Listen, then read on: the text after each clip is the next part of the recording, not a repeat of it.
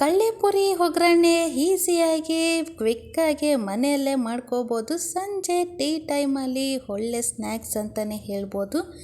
ಕಡಾಯಿಗೆ ಅರ್ಧ ಕಪ್ನಷ್ಟು ಎಣ್ಣೆ ಹಾಕ್ಕೊತಾ ಇದ್ದೀನಿ.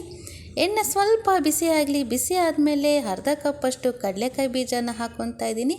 ಕಡಲೆಕಾಯಿ ಬೀಜ ಸ್ವಲ್ಪ ಕೆಂಪಗಾದ್ಮೇಲೆ ಹುರ್ಗಡ್ಲೆನ ಹಾಕ್ಕೊತಾ ಇದ್ದೀನಿ. ಹುರ್ಗಡ್ಲೆ ಸ್ವಲ್ಪ ಹಾಕ್ಕೊಳ್ಳಿ ಸಾಕು.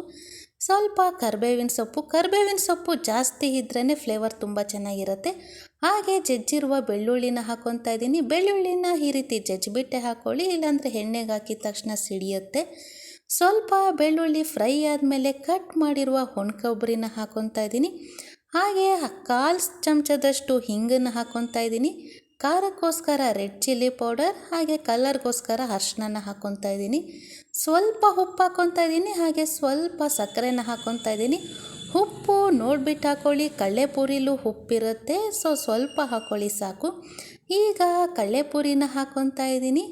ಕಡಲೆಪುರಿ ಹಾಕಿದ್ಮೇಲೆ ಲೋ ಫ್ಲೇಮಲ್ಲೇ ಇದನ್ನು ಚೆನ್ನಾಗಿ ಮಿಕ್ಸ್ ಮಾಡ್ಕೊಬೇಕು. ಪುರಿಗೆ ಹಾಕಿರುವಂಥ ಒಗ್ಗರಣೆ ಎಲ್ಲ ಚೆನ್ನಾಗಿ ಮಿಕ್ಸ್ ಆಗಬೇಕು. ಹಾಗೆ ಇದನ್ನು ಲೋ ಫ್ಲೇಮಲ್ಲೇ ಮಿಕ್ಸ್ ಮಾಡ್ಕೊಬೇಕು.